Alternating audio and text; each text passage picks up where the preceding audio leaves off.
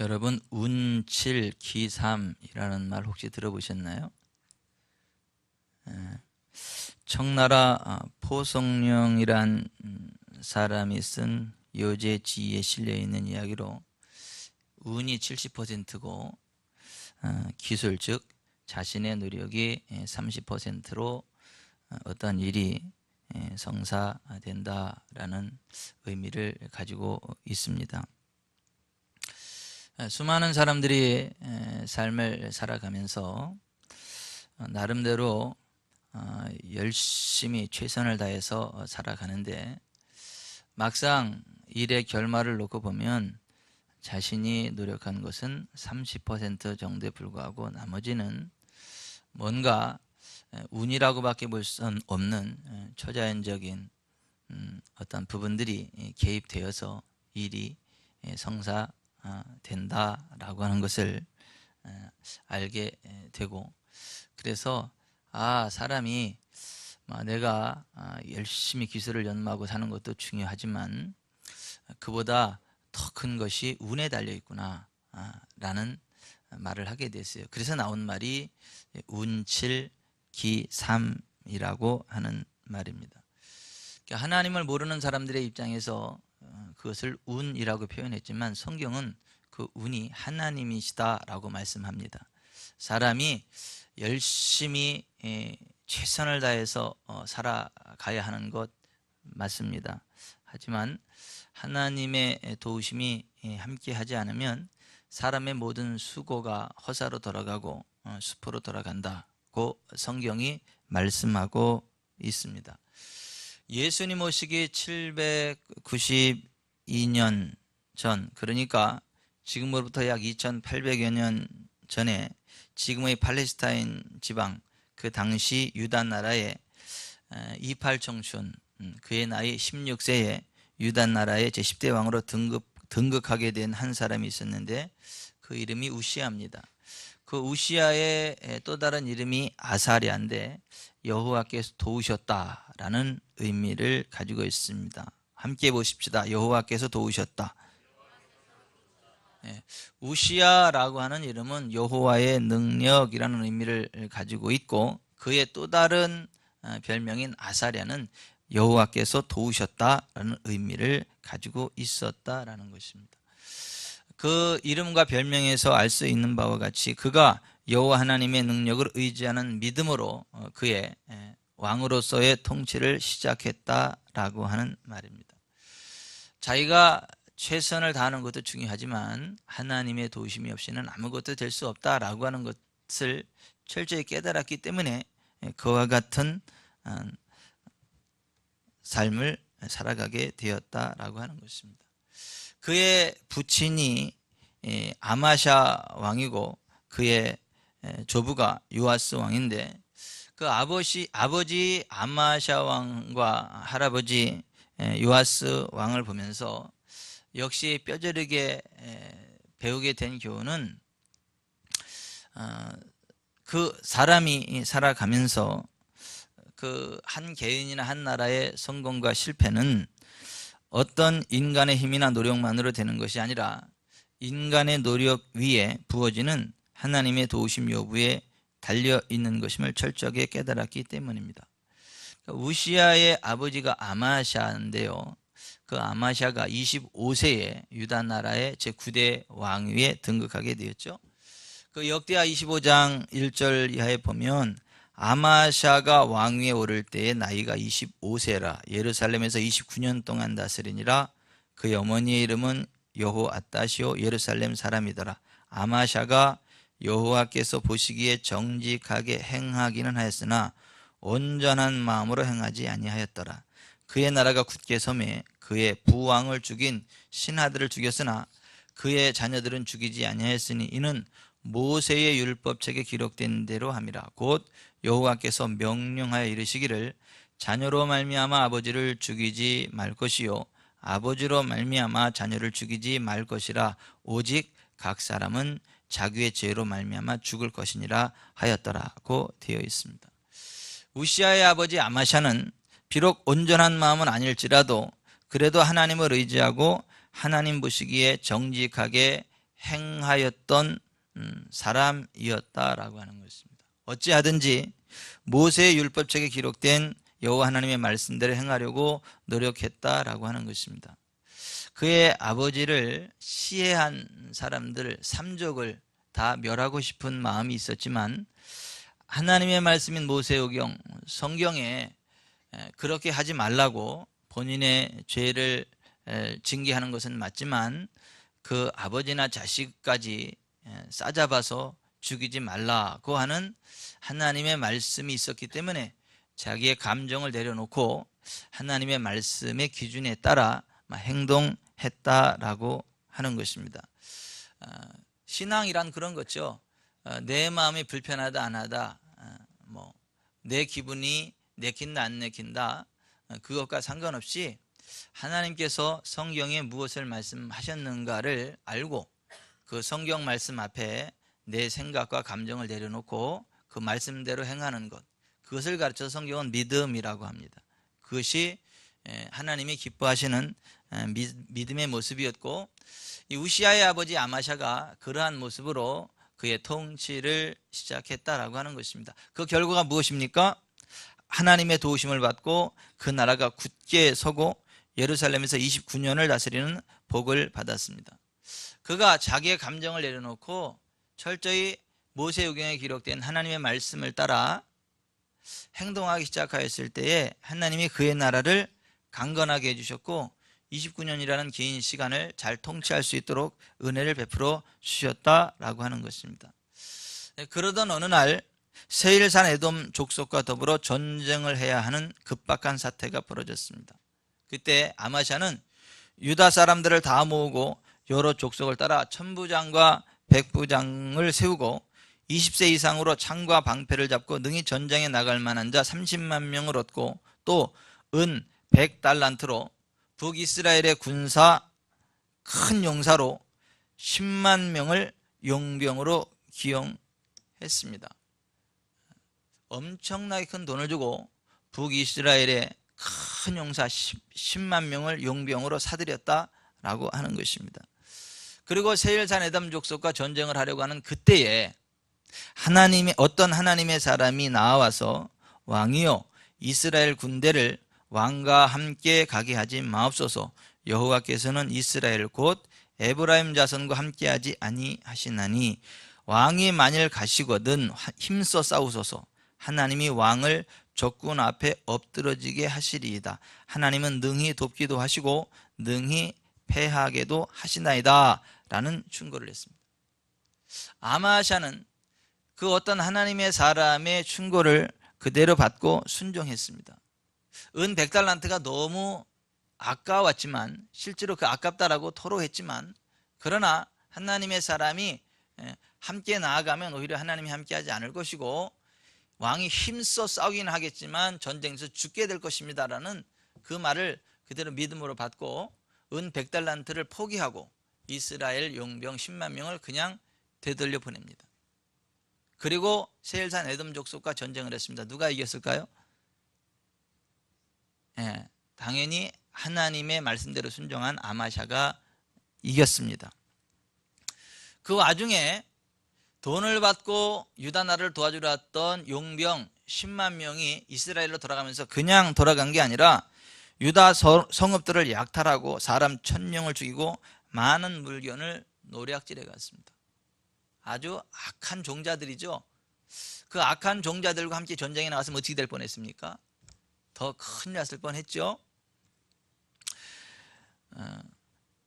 이 우시아의 아버지 아마샤가 그 큰 돈을 포기하고 그 모든 상황들을 다 내려놓고 하나님의 사람이 하는 말에 따라 전쟁을 해서 세일산 에돔 족속을 완전히 진멸해버리고 이겼습니다. 그러면 하나님 앞에 감사해야 되지 않겠습니까? 하나님을 찬양해야 되지 않겠습니까? 이것은 전적인 하나님의 은혜입니다라고 고백해야 되지 않겠습니까?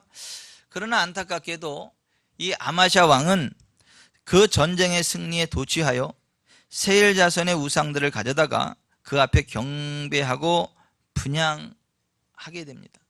상식적으로 이해가 안 가죠. 이길 수 없는 전쟁에서 하나님이 이기게 했으면 그 이기게 하신 하나님을 찬양해야 되는데 자기들이 짓밟아 으깨버린 세일산 에돔 족속의 우상들을 가져다 놓고 그 앞에서 절을 했다라고 하는 거예요. 좀 이상하죠? 왜 그럴까요? 그 교만이 들어가서 그렇습니다. 자기가 무슨 능력이 대단해서 이긴 것처럼 하나님께 영광을 돌리지 않고 자기가 뭔가를 했다라고 하는 그 교만에 확 사로잡히다 보니까 미혹영이 확 들어가고 그래서 영적인 분별력을 잃어버리게 되고 세일산 그 우상 앞에 절을 하게 되는, 거기서 경배하고 분향하게 되는 어처구니 없는 일이 벌어졌다라고 하는 것입니다. 죄 가운데 가장 무서운 죄가 무슨 죄냐면 교만의 죄예요. 귀신 가운데 어떤 귀신이 제일 무섭냐면 교만의 귀신이 제일 무섭습니다. 간음보다도 무서워요. 살인의 영보다도 무섭습니다. 그러니까 가장 무서운 죄가 교만의 죄고 가장 무서운 귀신이 교만의 귀신. 따라서 합시다. 가장 무서운 죄가 교만의 죄고 가장 무서운 영이 교만의 영이다. 이 교만의 영이 들어가면요 반드시 미혹의 영이 역사해요. 그래서 영적으로 엄청난 저주의 길을 가게 됩니다. 지금 아마샤가 그 교만한 마음이 확 들어가니까 그 미혹영이 확 들어가서 이게 하나님을 경배해야 될 그 상황에 그 세일 족속들의 우상 앞에 경배하고 분향하는 어처구니 없는 일들이 벌어졌다라고 하는 것입니다. 그때 하나님이 진노하셔서 한 선지자를 통하여 그에게 경고하십니다.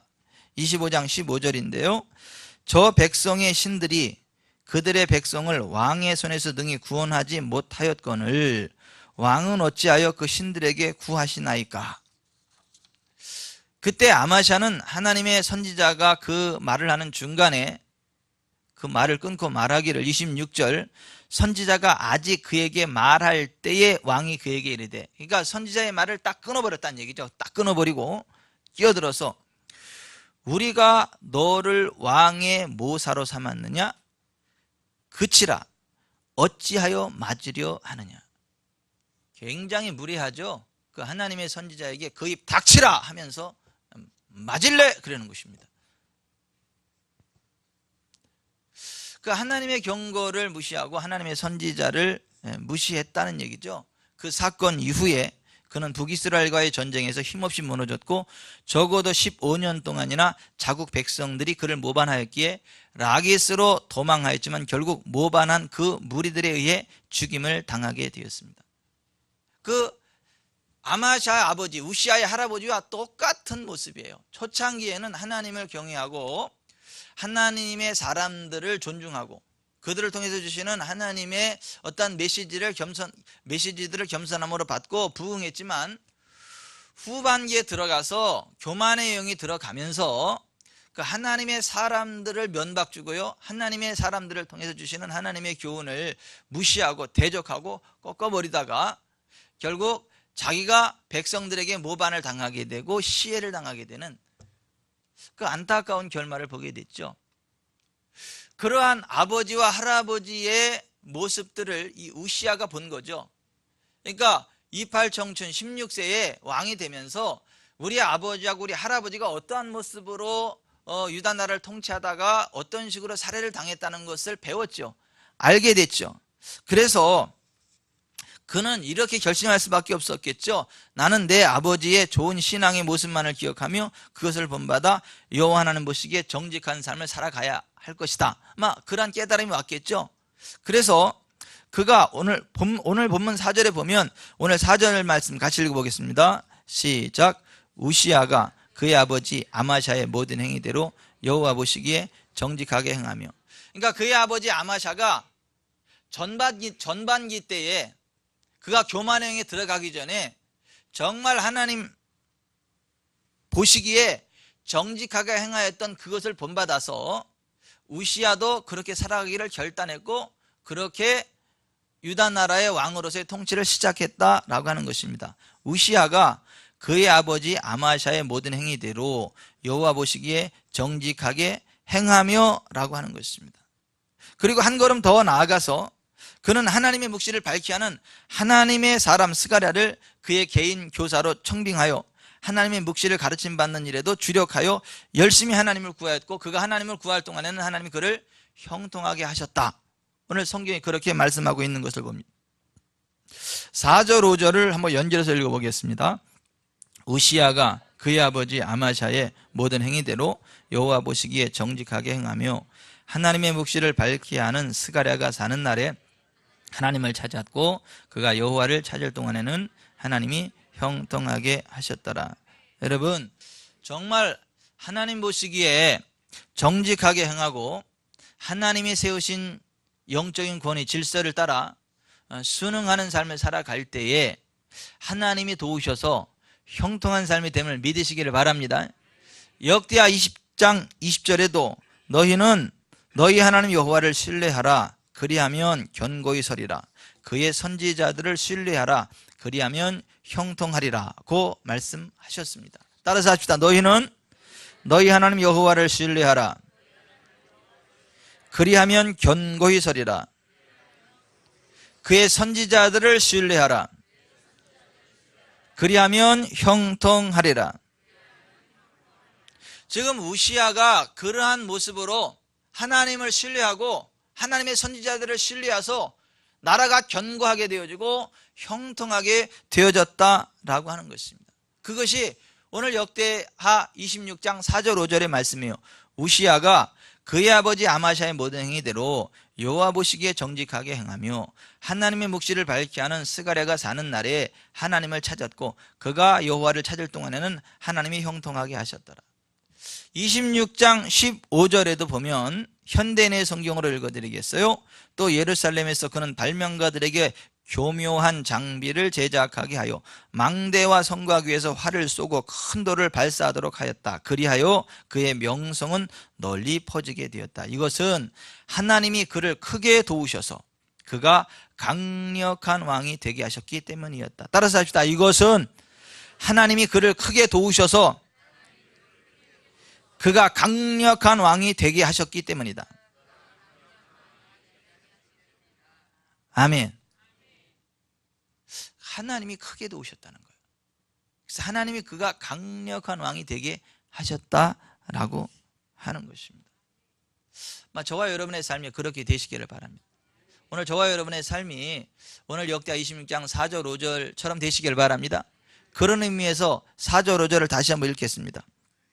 우시야가 그의 아버지 아마샤의 모든 행위대로 여호와 보시기에 정직하게 행하며 하나님의 묵시를 밝히 하는 스가랴가 사는 날에 하나님을 찾았고, 그가 여호와를 찾을 동안에는 하나님이 형통하게 하셨더라. 아멘. 이렇게 끝났으면 얼마나 좋겠어요. 여기서 끝 그랬으면 얼마나 좋겠어요. 근데 비극적이게도 여기서 한 걸음 더 나아가서 처참하게 그렇게 훌륭하고 형통한 삶을 살아갔던 우시야가 패망하고 저주스러운 인생으로 결말을 맺게 되는 이야기가 계속 연결되는 것을 보게 됩니다.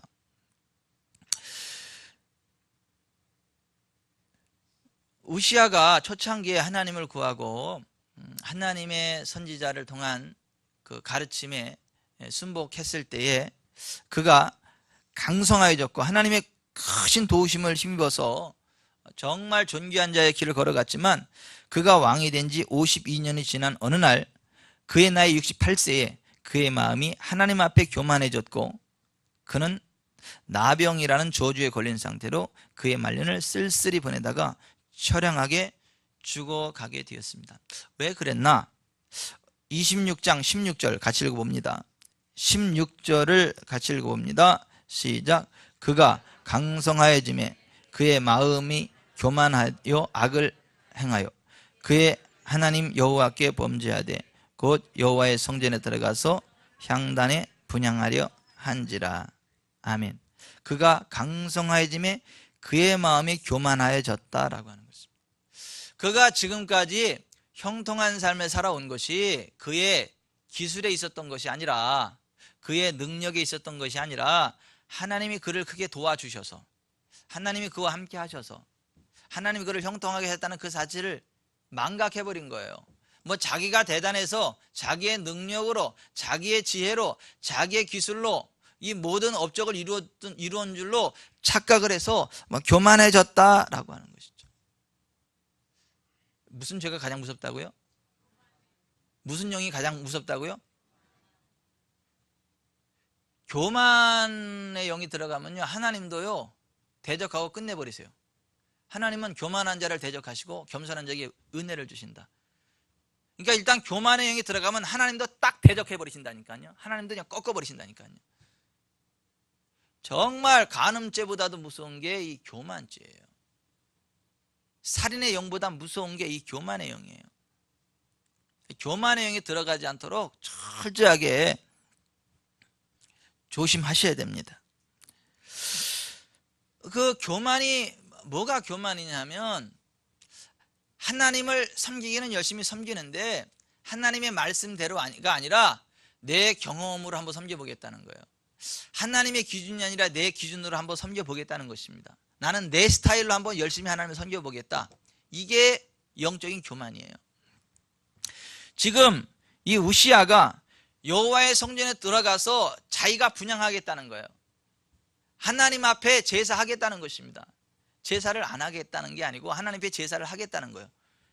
뭔가 뭐 열심히 해보겠다라고 하는 거예요. 그런데 하나님의 말씀인 성경에는 제사는 누가 집전하게 되어 있어요? 제사장이 집전하게 되어 있습니다.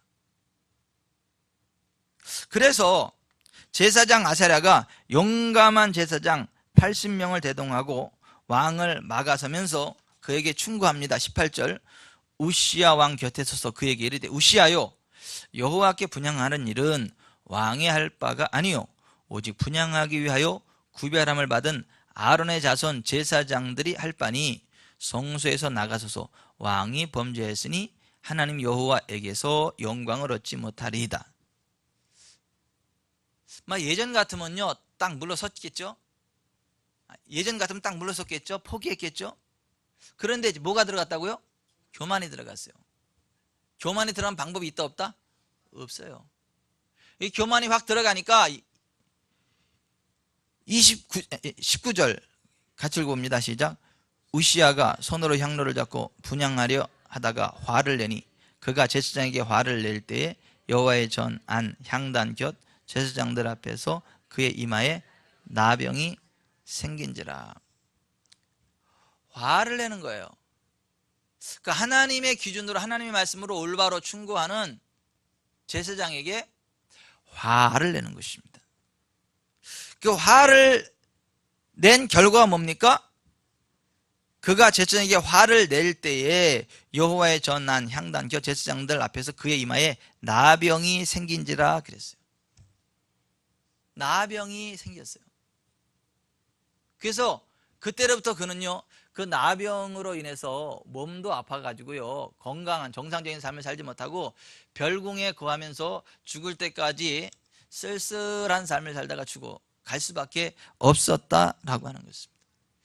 이게 하나님의 질서를 무시하고 대적하는 게 이게 얼마나 무서운 죄인가를 생각해 보게 되는 대목이에요. 그 마음이 교만하면 어떤 하나님의 질서도 존중하지 않게 된다는 거.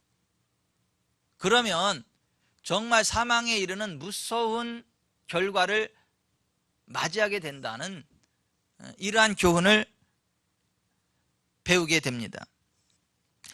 하나님 앞에서의 교만이란 하나님이 세우신 질서를 무시하고 제 멋대로 신앙생활하는 것을 말합니다. 따라서 하십시다. 신앙적 교만이란 하나님이 세우신 질서를 무시하고 제 멋대로 신앙생활하는 것이다. 베드로전서 5장 5절 6절에 젊은 자들아 이와 같이 장로 즉 목회자들에게 순종하고 다 서로 겸손으로 허리를 동이라. 하나님은 교만한 자를 대적하시되 겸손한 자들에게는 은혜를 주시느니라. 그러므로 하나님의 능하신 손 즉 목회자 아래에서 겸손하라. 때가 되면 너희를 높이시리라고 말씀하셨어요. 그럼 뭐가 교만이냐 하면 목회자에게 순종하고 겸손으로 허리를 동이지 않는 게 교만이다. 따라서 하십시다. 교만이란 목회자에게 순종하고 겸손으로 허리를 동이지 않는 것이다. 그게 교만이다라고 하는 거예요. 장로, 목회자는 하나님의 능하신 손이라는 거예요. 사람이 일할 때 뭐 가지고 일하죠? 손으로 일하죠. 하나님이 일하실 때 목회자, 장로, 주의 종들을 통해서 일을 하신다는 거예요. 그래서 그들을 하나님의 손으로 묘사를 하는 것이고, 그 하나님의 능하신 손 아래서 그 하나님의 질서, 권위 앞에서 겸손할 때에 하나님이 그를 높여주시겠다라고 하는 것입니다. 우시아가 지금 그 하나님의 질서를 무시하고 대적하는 교만의 죄에 빠져가지고 스스로 향단에 분향하려 하다가 하나님의 저주를 초래하고 말았다라고 하는 것입니다. 그의 초창기 때는 정말 여호와 하나님을 찾았거든요. 하나님의 사람 스가랴를 존중하면서 그의 가르침에 청중했거든요. 그래서 하나님이 그를 크게 도우셨거든요. 하나님이 그를 형통하게 하셨거든요. 근데 그 초창기의 그 겸손과 그 아름다웠던 신앙의 모습을 잊어버리고 교만의 죄악 가운데 빠져서 결국 사망에 이르는 무서운 결과를 맞이하게 되었다라고 하는 것입니다. 잠언 16장 5절에 무릇 마음이 교만한 자를 여호와께서 미워하시나니 피차 손을 잡을지라도 벌을 면하지 못하리라. 18절 교만은 패망의 선봉이요 거만한 마음은 넘어짐의 앞잡이니라. 18장 12절 사람의 마음의 교만은 멸망의 선봉이요 겸손은 존귀의 앞잡이니라. 야고보서 4장 6절 그러나 더욱 큰 은혜를 주시나니 그러므로 일러스되 하나님이 교만한 자를 물리치시고 겸손한 자에게 은혜를 주신다 하였느니라. 베드로전서 5장 5절 젊은 자들아 이와 같이 장로들에게 순종하고 다 서로 겸손으로 허리를 동이라.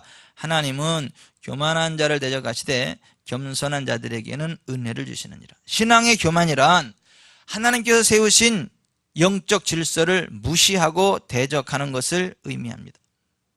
여러분 민수기 16장에 보시면 레위 자손이었던 고라와 다단과 아비람과 온이 당을 짓고 하나님의 종 모세와 아론을 거스려 대적하다가 땅이 입을 벌려 그들을 삼키고 그 가족과 고라에 속한 모든 사람과 물건들을 삼켜서 산처로 스월 지옥에 빠지며 땅이 그 위에 덮이고 여호와께로서 불이 나와서 분향하는 250명을 소멸했다는 무서운 기사가 기록되어져 있는 것을 보게 됩니다. 그러니까 하나님이 세우신 영적인 질서를 대적하는 게 얼마나 무서운 죄인가. 죽고 스월 지옥에 떨어지는 무서운 죄다라고 하는 것입니다. 교만을 회개하지 않고 끝까지 하나님의 질서를 무시하는 자에게 임하는 무서운 하나님의 징계입니다.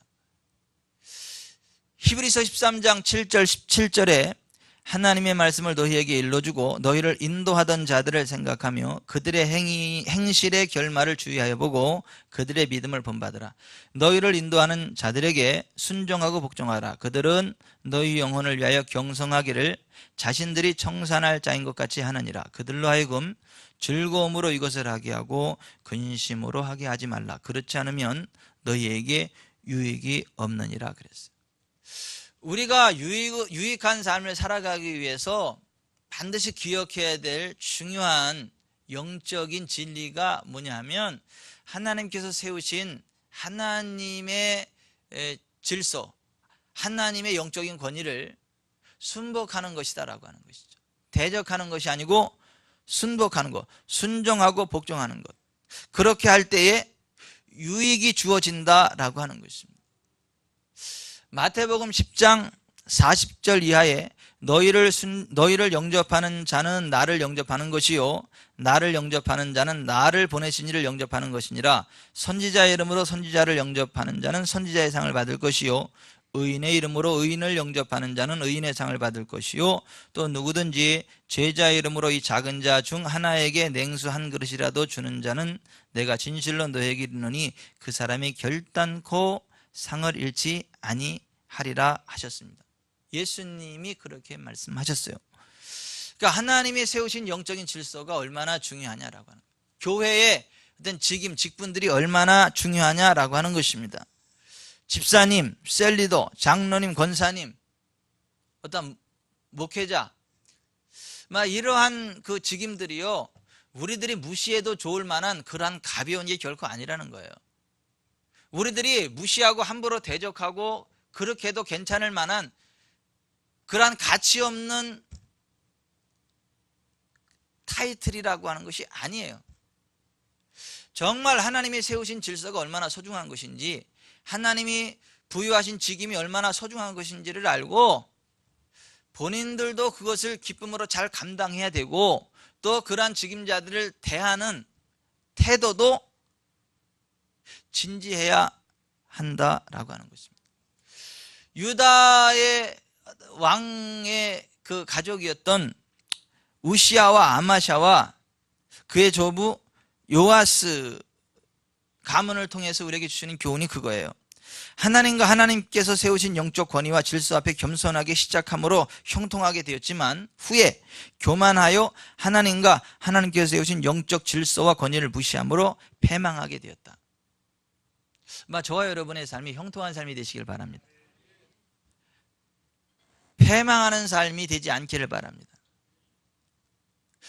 처음부터 끝까지 계속해서 형통한 삶을 살아가시기를 주 예수 그리스도의 이름으로 축원해 드립니다. 오늘 4절 5절을 함께 읽고 말씀을 맺도록 하겠습니다. 4절 5절 시작. 우시아가 그의 아버지 아마샤의 모든 행위대로 여호와 보시기에 정직하게 행하며 하나님의 묵시를 밝히 하는 스가랴가 사는 날에 하나님을 찾았고, 그가 여호와를 찾을 동안에는 하나님이 형통하게 하셨더라. 하늘나라 갈 때까지 하나님을 찾는 복된 인생 되시기를 주 예수 그리스도의 이름으로 축원해 드립니다. 기도하겠습니다.